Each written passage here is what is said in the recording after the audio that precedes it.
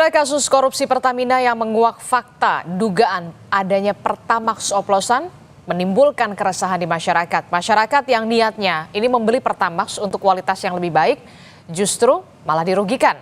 Lalu kemana masyarakat harus melapor jika merasa dirugikan dan bagaimana pula pengawasan SPBU agar tidak merugikan konsumen?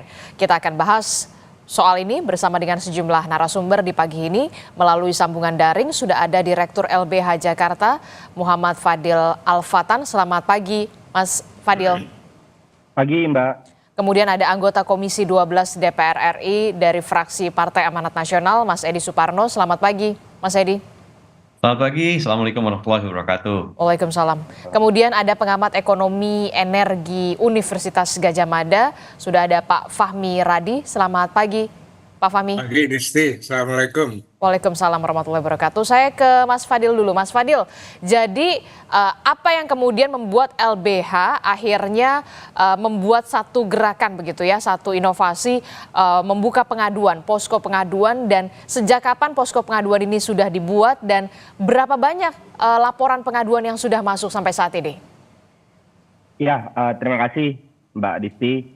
Jadi sejak Kejaksaan Agung menetapkan 7 tersangka terkait dengan dugaan tindak pidana korupsi tata kelola minyak mentah dan produksi kilang ini, yang di dalamnya juga mengumumkan adanya modus dugaan blending atau bahasa yang berkembang di masyarakat ini pengoplosan.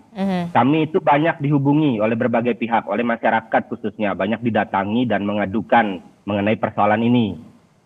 Mereka bertanya soal ini aspek hukum dan hak asasi manusianya seperti apa, dan kemudian jika betul itu terjadi dan kami dirugikan, apa yang bisa dilakukan.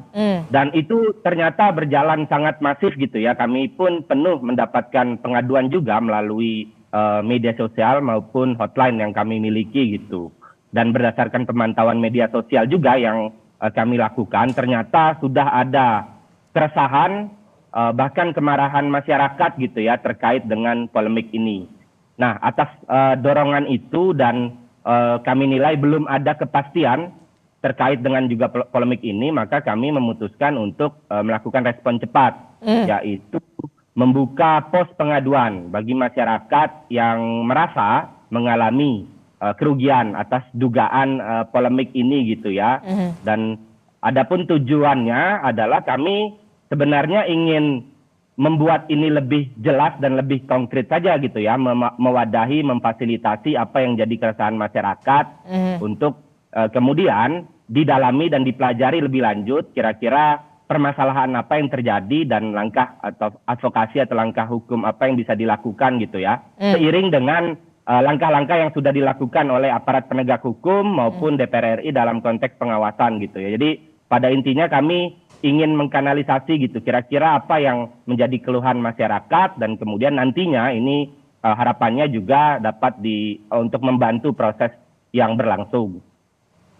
Oke, jadi memang LBH ini berinisiatif untuk memfasilitasi dengan adanya keresahan masyarakat, kemudian kemarahan masyarakat yang belum jelas ini duduk perkaranya seperti apa dan ujungnya kemana. Nah, kalau dari DPR sendiri, Mas Edi Suparno, Komisi 12 DPR RI, fungsi kontrol pengawasan dari DPR sendiri seperti apa? Setelah kemarin Komisi 12 DPR RI memang sudah melakukan sidak di 2 SPBU kalau tidak salah, di milik Pertamina dan juga swasta di kawasan Cibubur. Ya, terima kasih Mbak Disti. Pertama yang telah kita lakukan, satu adalah memanggil Pertamina. Telah memanggil Pertamina, khususnya pelaksana tugas harian Dirut PT Pertamina Patraniaga telah kami panggil dan telah dilakukan RDP. Dan di dalam rapat dengar pendapat tersebut, di akhir rapat dengar pendapat, disampaikan bahwa tidak ada BBM oplosan sebagaimana yang disampaikan. Jadi kita memegang kata-kata dari direksi Pertamina Patraniaga dalam hal ini. Nah, di lain pihak memang kita mendengarkan bahwa pihak aparat penegak hukum mengatakan bahwa ada oplosan itu. Nah, saya dalam hal ini ingin menghimbau kepada masyarakat, kepada pihak-pihak yang berkepentingan, termasuk juga dalam hal ini media, agar kita tunggu dulu hasil pendalaman penyelidikan dari aparat penegak hukum maupun juga yang dilakukan oleh Pertamina saat ini untuk mengetahui apakah benar-benar ada atau tidak oplosan tersebut. Jangan sampai saat ini di tengah pendalaman kasus ini kita justru menambah keresahan masyarakat. Kalau ternyata tidak ada dan tidak ditemukan bukti adanya pengoplosan tersebut, ya kan masyarakat resah untuk suatu hal yang percuma. Nah, tetapi kalau ternyata ada, kami mendorong agar proses hukum ini dijalankan dengan konsekuen. Bahkan kami juga akan nanti memanggil kembali Pertamina karena melakukan pembohongan di rapat dengar pendapat. Karena Pertamina dari awal mengatakan tidak ada oplosan tersebut. Nah, memang kemarin dalam melakukan sidak kita memang belum menemukan adanya hal tersebut. Memang kemarin Lemigas dilibatkan untuk memeriksa kadar dari oktan dari BBM yang ada. Tetapi itu kan adalah sidak random ya. Bisa saja kalaupun ada BBM oplosan bisa di satu tempat ada, tempat lain tidak ada. Mungkin kebetulan kita datang di tempat yang tidak ada oplosan. Andai kata, kembali lagi saya garis bawahi, andai kata ada BBM oplosan tersebut. Tetapi kembali lagi kami katakan bahwa DPR RI telah melaksanakan fungsi pengawasannya. Tetapi dalam hal ini saya juga ingin mengatakan fungsi pengawasan tidak hanya DPR RI saja. Ada fungsi pengawasan di internal Pertamina. Oleh siapa? Oleh komisarisnya. Komisaris PT Patraniaga, pemegang selaku wakil dari pemegang saham Pertamina, termasuk juga Pertaminanya sebagai pemegang saham dari Pertamina Patraniaga. Itu pun pengawasan yang kami rasa perlu diperkuat untuk kedepannya. Oke, tapi kan kita jadi masyarakat ya, masyarakat yang biasanya membeli gitu ya Pertamax RON 92 yang memang betul-betul tidak ingin membeli BBM yang subsidi, bahkan kita belinya BBM non subsidi. Wajar begitu ketika kita justru resah dan malah bingung sekarang. DPR Pertamina bilangnya tidak ada pengoplosan dan segala macam. Kemudian Kejaksaan Agung mengatakan memang ada dugaan pembayaran RON 92 tapi yang ada produknya RON 90 begitu ya dugaannya. Nah, ini jadi posisinya DPR ini nanti investigasinya apakah nanti akan percaya begitu saja begitu ya dengan Pertamina atau kemudian nanti berdiri sendiri, oke, kita akan membuat atau menggelar melaksanakan atau panja atau pansus begitu soal ini, investigasi memang secara menyeluruh dan juga transparan agar masyarakat juga bisa melihat secara jelas begitu, clear begitu, Mas Edi. Ya, memang pengawasan kami saat ini sejauh ini dalam melaksanakan RDP, rapat dengar pendapat, dan untuk menerima penjelasan dari Pertamina. Tentu kita tidak akan berhenti di sini saja, karena kembali lagi seperti yang kami sampaikan di dalam rapat dengar pendapat, Pertamina mengatakan tidak ada oplosan, sementara pihak aparat penegak hukum mengatakan oplosan itu ada. Nah, ini ada dua berita dan masukan yang conflicting ini tentu kami kaji lebih lanjut setelah masing-masing melakukan pendalaman. Jadi kita berikan masing-masing waktu, baik itu via Kejaksaan maupun Pertamina untuk melakukan pendalaman, untuk memahami secara benar-benar apakah itu oplosan itu ada atau tidak. Kalaupun ternyata ada oplosannya, tentu kami tidak akan berhenti di sini saja. Yang tadi disampaikan bahkan meningkat menjadi panja, bahkan pansus pun itu bisa kita lakukan. Dan ini merupakan hal yang serius tentunya karena BBM merupakan kebutuhan masyarakat yang esensial. Dan kedua, BBM yang disampaikan itu adalah BBM yang disubsidi pemerintah. Nah, sehingga memang kita punya kewajiban untuk melakukan penelaahan lebih lanjut untuk mengetahui apa akar permasalahannya dan apakah benar-benar ada permasalahan terkait oplosan ini. Karena kan ini masalahnya ada dua, dugaan tindak pidananya. Satu, dugaan tindak pidana impor yang direkayasa dalam artian bahwa sesungguhnya kapasitas kilang di Indonesia bisa melakukan pengolahan daripada BBM tersebut, ternyata dibilang tidak, sehingga harusnya impor. Dan kedua, dugaan tindak pidananya adalah oplosan. Jadi ada dua hal yang memang nanti akan ditindaklanjuti lebih lanjut. Oke, saya ke Pak Fahmi. Pak Fahmi, dari kacamata Anda sebagai pengamat ekonomi energi Universitas Gadjah Mada, ini kan jangan sampai kemudian jadi bola liar lah yang kemudian menggerus kepercayaan masyarakat begitu. Karena tidak hanya masyarakat juga yang paling dirugikan, tapi juga pemerintah, juga kerugian negara juga kita taksir diperkirakan Kejaksaan Agung ini hampir tembus 200 triliun. Kemudian Pertamina juga pasti merugi karena apa? Kemarin kita sudah melihat masyarakat sudah mulai beralih begitu ke SPBU milik swasta. Ya, pertama saya ingin mengatakan keyakinan saya itu ya bahwa pelaku tindak pidana eh, korupsi termasuk blending itu adalah mafia migas gitu ya. Mhm. Ini tercermin dari komposisi yang tertangkap tadi ada elit-elit pengambil keputusan dan juga swasta gitu ya. Jadi saya dulu pernah menjadi anggota tim anti mafia migas yang ketuanya Faisal Basri dan modus yang digunakan sama persis gitu ya, termasuk dalam blending gitu ya.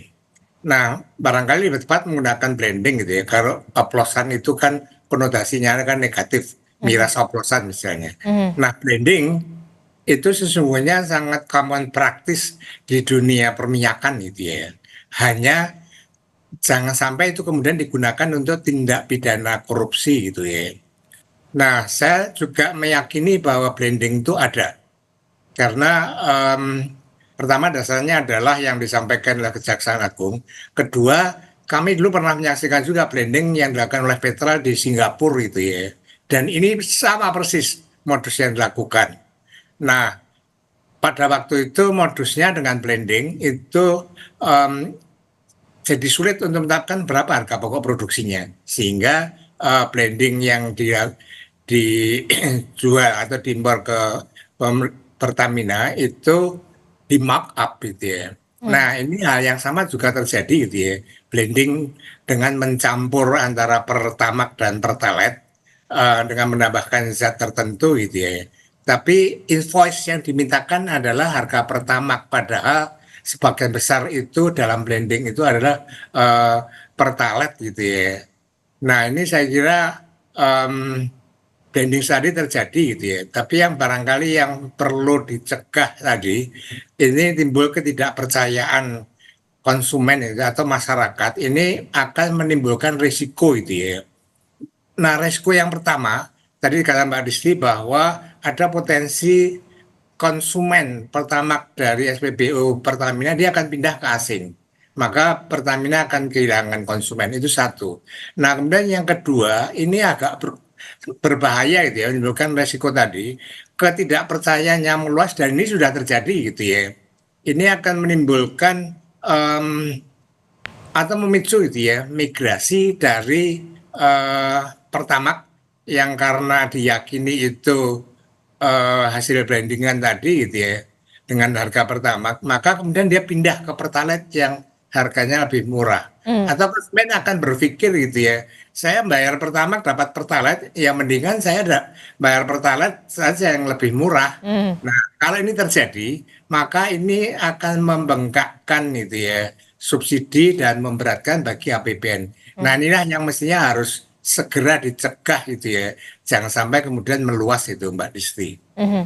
Mhm. Oke, termasuk juga harus dimitigasi begitu ya potensi-potensi yang bisa ditimbulkan akibat adanya dugaan korupsi yang dilakukan oleh petinggi-petinggi dari anak perusahaan Pertamina, Patraniaga begitu ya. Ya tadi disebutkan oleh Pak Fahmi Radi, salah satunya tadi migrasi dari konsumen-konsumen Pertamax yang biasanya membeli di Pertamina, kemudian bermigrasi beralih ke SPBU swasta. Kemudian yang biasanya mungkin membelinya Pertamax begitu dengan adanya bola liar dalam tanda kutip ini, justru malah ya udahlah kita beli Pertalite aja sekalian. Justru ini dampaknya adalah akan membebani subsidi BBM dan APBN negara. Nah, bagaimana Mas Edi melihat ini? Sudah adakah mitigasi-mitigasi yang nantinya akan dilakukan? Jangan sampai kemudian ini jadi benar-benar nyata gitu, terlihat. Ya, pertama saya mungkin juga apa yang disampaikan oleh Pak Fahmi tadi bisa saja menjadi realita, tetapi kita juga melihat sebaliknya bahwa masyarakat tuh membeli Pertamax itu karena mereka tidak mau membeli Pertalite dengan pertimbangan keawetan mesin, terus kemudian performa dan lain-lain, sehingga ada kemungkinan mereka kemudian beralih untuk menggunakan BBM Pertamax yang dibeli misalkan saja di SPBU swasta, tetapi juga bisa beralih untuk membeli BBM dengan kadar dan kualitas yang lebih tinggi lagi gitu. Nah, itu bisa saja terjadi. Nah, tetapi bagi saya yang paling penting saat ini adalah krisis kredibilitas dan kepercayaan masyarakat terhadap Pertamina. Sehingga masyarakat jangan sampai nanti ragu untuk membeli BBM dan produk-produk lainnya dari Pertamina. Karena Pertamina tidak hanya mengeluarkan produk BBM saja, tetapi juga produk lainnya dalam rangka untuk kinerja mesin, untuk perawatan mobil dan lain-lain. Nah, oleh karena itu saya merasa perlu adanya pernyataan, terutama pernyataan yang menenangkan masyarakat, klarifikasi dari pimpinan tertinggi Pertamina. Sejauh ini kan kita melihat bahwa pernyataan itu datang dari juru bicara, dari humas, dan lain-lain. Tetapi kami mendorong agar pimpinan tertinggi Pertamina, Dirut, mungkin juga Dirut bersama Komisaris Utama memberikan pernyataan kepada masyarakat agar kredibilitas dan reputasi Pertamina itu tidak goyah lagi. Itu yang kami rasa sangat penting. Dan kami juga meminta agar proses pendalaman penyelidikan saat ini khususnya di Pertamina bisa dipercepat karena ini menyangkut krisis kepercayaan masyarakat yang harus segera kita tenangkan. Jadi ini salah satu dari bentuk pengawasan yang kami lakukan agar Pertamina secara segera dan secara transparan melakukan pendalaman dan bisa memberikan klarifikasi yang utuh kepada masyarakat. Oke, kalau DPR sendiri mendorong Dirut Pertamina, komisaris dan juga jajaran petinggi-petinggi Pertamina harus segera kemudian memberikan klarifikasi soal ini begitu ya. Jangan sampai kemudian menjadi bola liar yang semakin panas begitu ya Mas Edi. Tapi kemudian pertanyaan selanjutnya Mas Fadil, apakah ini cukup begitu ketika klarifikasi dilakukan oleh semua jajaran petinggi dari Pertamina untuk bisa menenangkan, mengembalikan sedikit demi sedikit kepercayaan ataupun keresahan dari masyarakat ini? Menurut Anda Mas Fadil? Ya, saya menyoroti tadi apa yang sudah disampaikan Pak Fahmi dan Pak Edi gitu ya, bahwa terlepas dari betul atau tidaknya oplosan itu dilakukan, tapi nyatanya ini adalah tindak pidana korupsi, adalah mega korupsi dengan nilai yang sangat fantastis. Nah, dalam konteks itu memang betul kepercayaan publik menjadi menurun drastis gitu ya terhadap Pertamina yang punya kewenangan atau punya kewajiban untuk memberikan pelayanan publik atau PSO.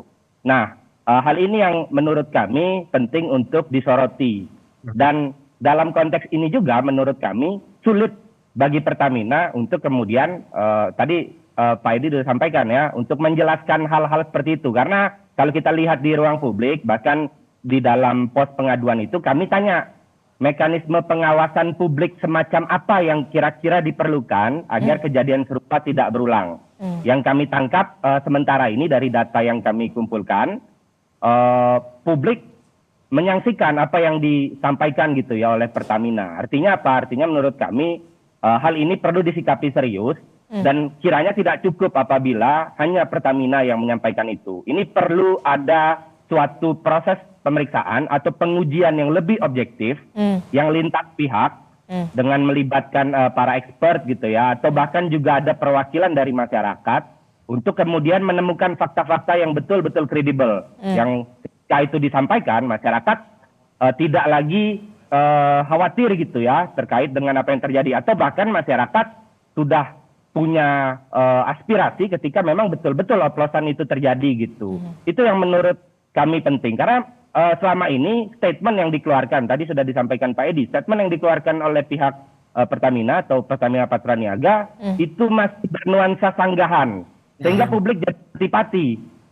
Ngelihatnya tuh dalam tanda petik ya jijik jadinya, ini udah begini kok bukannya menyatakan keprihatinan, minta maaf dan comply dengan proses hukum yang ada, tapi justru buru-buru menyanggah.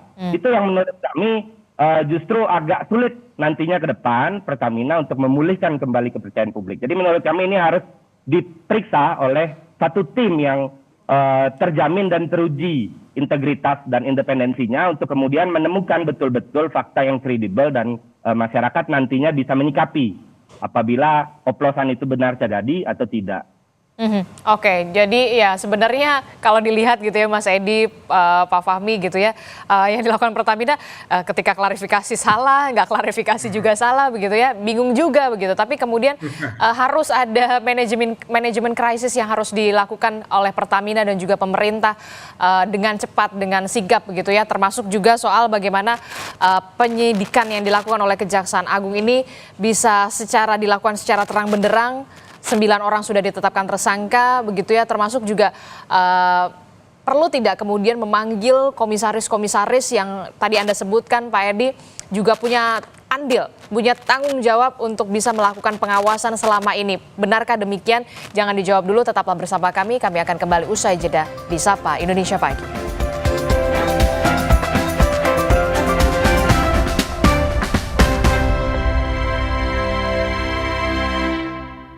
Terima kasih Anda masih bersama kami di Sapa Indonesia Pagi. Saudara, kita masih membahas bagaimana polemik dugaan BBM oplosan begitu ya, yang kemudian kita lihat banyak sekali timbul keresahan dari masyarakat dan bisa dikatakan ya ini melukai hati rakyat begitu ya. Saya masih bersama dengan Mas Edi Suparno, Mas Fadil dan juga Pak Fahmi. Pak Fahmi, kalau Anda melihat ini kan sudah ditetapkan ada 9 orang, tadinya 7 orang tersangka, kemudian ada penambahan lagi 2 tersangka masih pimpinan dari anak perusahaan Pertamina. Anda melihat masih ada dugaan keterlibatan pihak lain eksternal Pertamina bahkan atau kemudian di internal Pertaminanya sendiri, termasuk juga tadi Mas Edi mengatakan ini juga harus dilakukan pendalaman terhadap komisaris-komisaris karena memang komisaris-komisaris ini juga punya andil untuk bisa bertanggung jawab dalam melakukan pengawasan. Mas Fahmi. Ya, kalau melihat komposisi yang ditangkap ini tidak tanggung-tanggung gitu ya. Dirut utama, Direktur Pemasaran, Direktur Kilang, nah mereka semua punya kewenangan itu ya, sehingga dengan sangat mudah dia melakukan berbagai penghalangan untuk memperbesar impor tadi, kemudian terjadilah manipulasi gitu ya. Nah, kalau tadi saya katakan mafia migas berdasarkan pengalaman kami sebelumnya, tadi saya katakan mafia migas itu merupakan persekutuan gitu ya. Para pengambil keputusan baik di BUMN, di pengusaha dan di pemerintahan juga yang dia punya kewenangan itu ya. Nah, oleh karena itu memang perlu ada pendalaman itu ya. Nah, internal Pertamina menurut saya juga ada dugaan juga ada yang terlibat di holding gitu ya. Itu kan yang Petraniaga itu kan anak perusahaan. Nah, itu di holding. Ini kaitannya dengan bahwa minyak mentah Indonesia itu sebelum diekspor harus ditawarkan ke Pertamina. Nah, kemudian dengan berbagai alasan itu Pertamina akan menolak tadi. Maka keluarlah izin ekspor tadi. Nah, paling tidak yang mengeluarkan izin ekspor ini barangkali juga perlu diperiksa itu ya.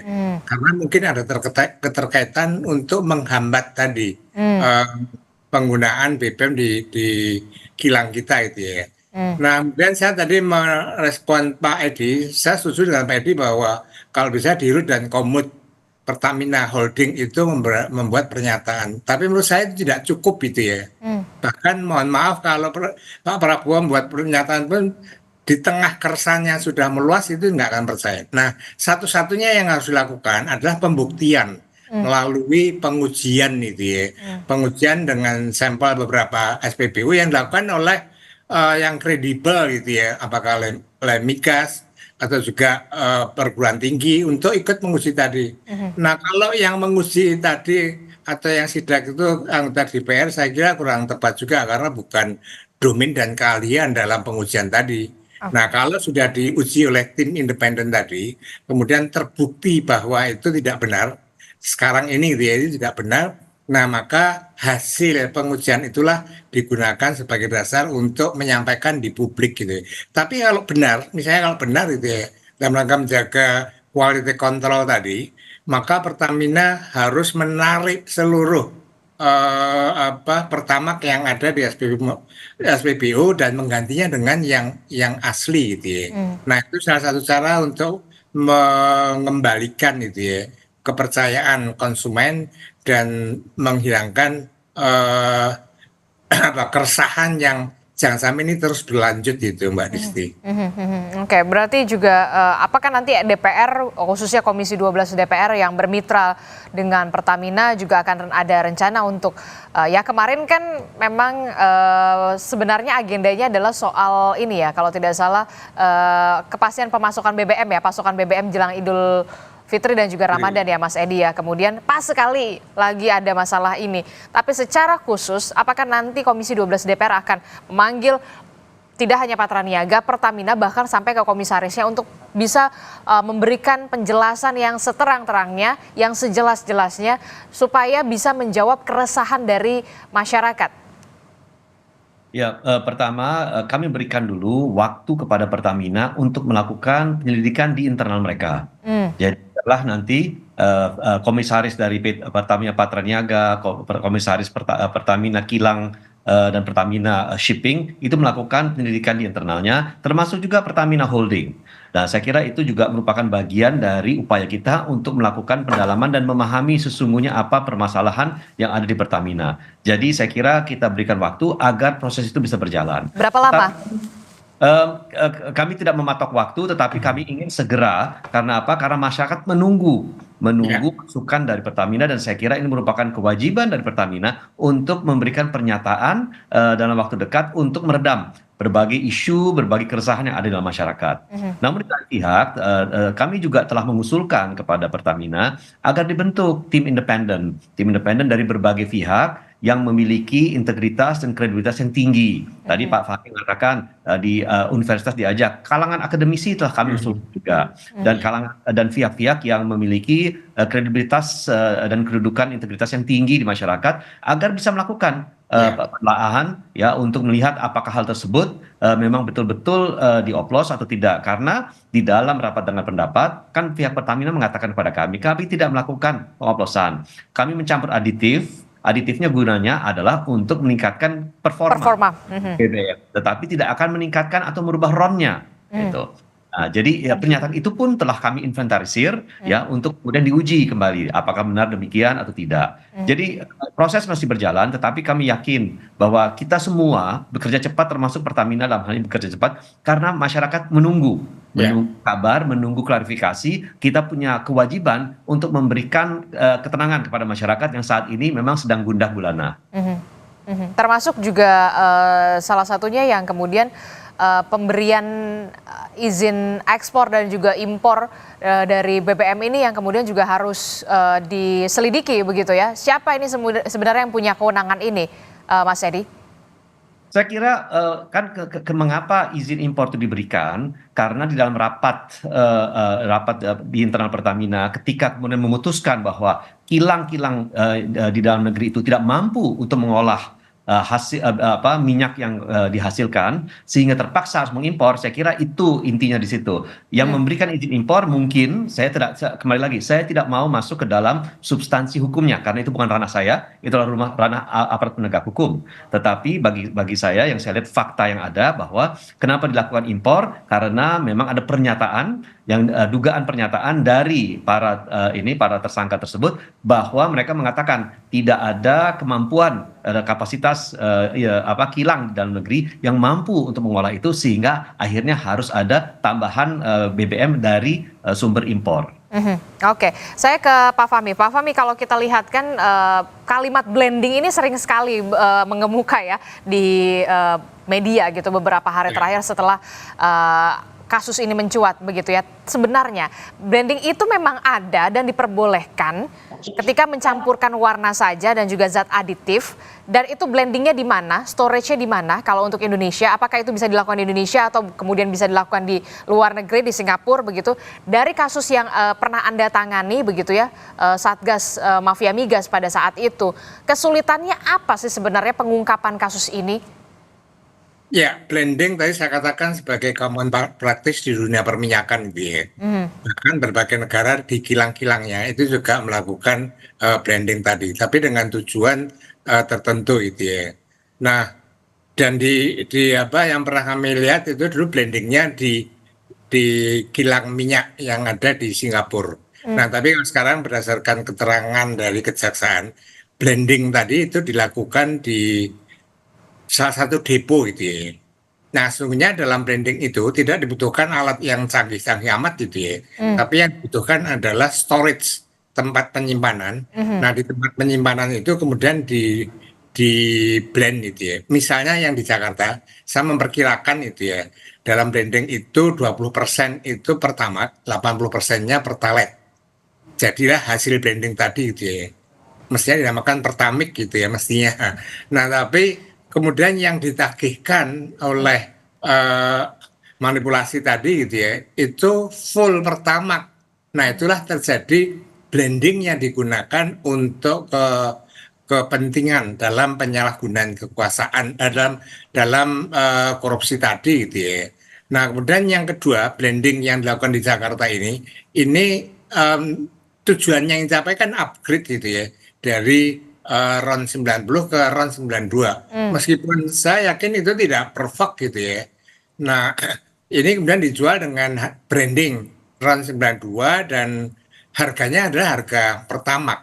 Nah, ini kan bentuk penipuan terhadap rakyat gitu ya. Saya kira nanti LBH itu dijajaki juga kalau banyak yang masuk keluar tadi, mungkin bisa juga class action yang harus dilakukan gitu ya. Karena rakyat dirugikan dengan penipuan branding Pertamax, tapi ternyata Pertalite Plus gitu ya. Ini barangkali yang harus dilakukan tadi. Jadi sekali lagi blending itu common practice yang yang biasa dilakukan di dunia minyak, tetapi masalahnya itu kemudian dibawa untuk tujuan pidana tadi gitu ya. Pertamina juga seringkali melakukan blending. Misalnya yang dilakukan B40 di biodiesel itu percampuran antara solar dengan minyak sawit, itu di blending tambah zat tertentu jadilah B40. Jadi hal biasa kalau Pertamina menyangkal bahwa tidak punya peralatan untuk blending, ini bohong juga gitu ya. Jadi menurut saya lebih baik itu ya, Pertamina sudah mengakhiri pernyataan-pernyataan yang menurut saya bohong gitu ya. Nah, kemudian lebih baik lakukan pengujian, buktikan bahwa yang beredar sekarang ini adalah yang asli. Saya perkirakan juga itu ya. Saya percaya brandingnya ada, tapi keterangan Jaksa Agung kan mengatakan bahwa ini periodenya sampai 2023. Mungkin yang 2024 dan 2025 ini sudah nggak blending lagi, bisa juga. Nah, itulah yang kemudian harus dibuktikan dengan menggunakan tim yang independen. Nah, hasil pengujian itulah digunakan dasar bagi Pertamina untuk menyampaikan ke masyarakat. Kalau sekarang hanya menyangkal-menyangkal dan terjadi sangkal menyangkal dengan Kejaksaan Agung ini, saya kira justru menambah ketidakpercayaan rakyat gitu ya terhadap Pertamina tadi. Nah, itu yang barangkali harus diakhiri dan segera aja lakukan pengujian. Saya kira bagi Pertamina nggak sulit untuk melakukan pengujian tadi gitu ya.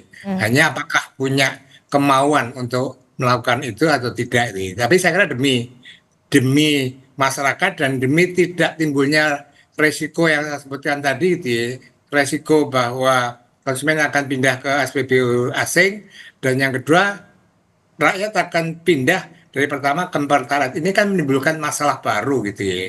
Jadi saya kira DPR barangkali bisa mendorong juga, ayo Pertamina segera lakukan pengujian tadi untuk membuktikan ini. Barangkali itu juga Pak Edi. Termasuk juga melibatkan pihak-pihak eksternal ya yang independen begitu untuk bisa melakukan investigasi, tidak hanya investigasi internal Pertamina, kemudian memeriksa Pertamina juga begitu ya. Ini kan juga jadi pertanyaan juga pastinya bagi kita masyarakat, terutama juga Mas Fadil begitu ya. Mas Fadil, terakhir, setelah nanti ada laporan sudah masuk, berapa yang sudah masuk, apakah nanti tindak lanjutnya akan seperti apa? Apakah akan dibawa ke DPR atau kemudian akan mengajukan langkah hukum selanjutnya ke persidangan, atau langkah hukum selanjutnya akan seperti apa? Seperti apa, Mas Fadil? Mas Fadil? Ya. Prinsip utama dari pos pengaduan ini adalah kepentingan masyarakat atau kepentingan publik. Sehingga kami ingin seluruh pihak yang ada meletakkan kepentingan masyarakat sebagai kepentingan yang paling utama di sini. Karena sebagaimana kita tahu, telah diumumkan juga oleh Kejaksaan Agung, kerugian itu kan ditaksir 193,7 triliun hanya dalam 1 tahun di rentang 2018 sampai 2023. Saya nggak tahu kenapa tidak diakumulasi dan lain-lain, tapi intinya kan kalkulator kita nggak cukup untuk menghitung itu gitu ya. Artinya apa? Artinya ini adalah suatu pengkhianatan yang betul-betul menjijikan gitu ya kepada rakyat. Sehingga kepentingan rakyat, kepentingan masyarakat itu harus diletakkan pada titik yang paling utama. Karena selama ini kan diskusinya tidak meletakkan kepentingan rakyat sebagai konsumen utama ya yang mengalami kerugian. sebagai suatu hal yang harus dipandang sebagai yang paling utama. Atau consumer loss itu belum betul-betul dihitung dan dipertimbangkan. Itu yang menurut kami penting. Nah, adanya pos pengaduan ini juga pada intinya kami ingin mempelajari lanjut. Tadi Pak Fahmi sudah sampaikan gitu ya, ada opsi berupa gugatan gitu, class action atau gugatan warga negara citizen lawsuit. Tapi kami tentu menempatkan itu sebagai last resort gitu ya. Kalau memang Pertamina dapat nantinya terbukti melakukan itu dan Pertamina dapat hidayah, kemudian melakukan pemulihan terhadap kerugian masyarakat, ya ngapain juga kita gugat. Tapi kalau memang tidak dilakukan itu, ya apa boleh buat, itu yang harus kita lakukan, dan kami LBH Jakarta siap mendampingi masyarakat apabila ada tindakan-tindakan yang abai terhadap hak masyarakat. Itu yang menurut kami penting, sehingga kami perlu untuk memperdalam ini gitu ya melalui pos pengaduan. Jadi pengaduan ini sebenarnya pengaduan biasa, kami Senin sampai Kamis terima pengaduan gitu. Tapi menjadi luar biasa karena polemik ini menurut kami belum disikapi secara serius gitu ya oleh pihak yang utamanya tertuduh dalam hal ini Pertamina gitu. Ya memang kita menunggu. Tapi begini tadi, sebagaimana sudah disampaikan, ketika hampir seluruh direksi Pertamina Patraniaga terjangkit perilaku koruptif ini, ya memang sulit juga memaksa masyarakat untuk percaya gitu. Jadi kami sepakat untuk ini diuji secara independen gitu ya, dalam proses pengujian yang objektif. Karena kalau tidak, risiko-risikonya seperti apa yang dipaparkan Pak Fahmi gitu ya, masyarakat sebagai konsumen utama bahan bakar minyak yang berguna atau diandalkan bagi kehidupan sampai dengan saat ini, ya akan mengambil alternatif lain gitu ya dengan adanya polemik ini. Itu yang menjadi prinsip kami gitu, Mbak Adisti. Oke, Mas Edi, terakhir Mas Edi, kan kita lihat kemarin Pak Presiden Prabowo Subianto bahkan juga sempat buka suara soal ini ketika ditanyakan oleh rekan-rekan media begitu ya. Bahkan Pak Prabowo mengatakan kita akan bersihkan, kita akan tegakkan hukum, semua di atas kepentingan rakyat adalah yang utama. Untuk kasus ini perlu tindakan cepat. Kemana lagi selain ke DPR, ke Kejaksaan Agung yang kemudian sampai saat ini memang Kejaksaan Agung masih terus melakukan penyidikan soal kasus ini. Mas Edi. Memang itulah saluran yang disediakan saat ini untuk agar proses hukum ini dilaksanakan secara tuntas oleh aparat penegak hukum. Kami di DPR selaku pengawas mitra kami, yaitu salah satunya adalah Pertamina, kami melakukan penelaahan dan memberikan waktu kepada Pertamina untuk melakukan pendalaman terhadap permasalahan ini, mulai dari pucuk pimpinan Pertamina sampai dengan akar-akarnya di Pertamina Patraniaga, Pertamina International Shipping maupun kilang Pertamina Internasional. Jadi kita minta supaya dilakukan penelaahan secara komprehensif agar betul-betul kita ingin tahu akar permasalahan di mana, siapa saja kira-kira yang juga ikut dalam proses yang memutuskan pada akhirnya kilang itu tidak mampu di dalam negeri untuk mengolah. Ini hal-hal ini yang sekarang kita tunggu. Tetapi memang tidak bisa itu dilakukan secara ekspres karena kan seperti dikatakan, ini sudah terjadi dari tahun 2018 sampai 2023. Jadi kita untuk merunut itu kembali ke belakang butuh waktu. Tetapi memang kita bekerja betul-betul sungguh-sungguh dan bekerja betul-betul ekstra keras agar masyarakat bisa segera menerima masukan dan informasi secara komprehensif. Dan terakhir mungkin juga perlu ada pada akhirnya nanti putusan hukumnya itu memberikan efek jera yang seberat-beratnya kepada mereka yang terlibat di dalamnya, karena pertama kita sudah tahu bahwa BUMN itu kompensasi fasilitas yang diterima oleh pejabat BUMN itu luar biasa besarnya. Apalagi kemudian berlaku koruptif ya. Nah ini saya kira juga harus menjadi efek jera termasuk terhadap pejabat-pejabat BUMN lainnya agar tidak melakukan tindakan yang serupa. Karena mereka sudah digaji dengan sangat besar begitu, tapi kemudian ternyata kok masih melakukan tindakan-tindakan koruptif semacam ini begitu ya. Terima kasih Mas Edi Suparno, Pak Fahmi Riyadi telah bergabung bersama bersama kami, Mas Fadil. Kita akan pantau terus bagaimana kelanjutan dari kasus ini.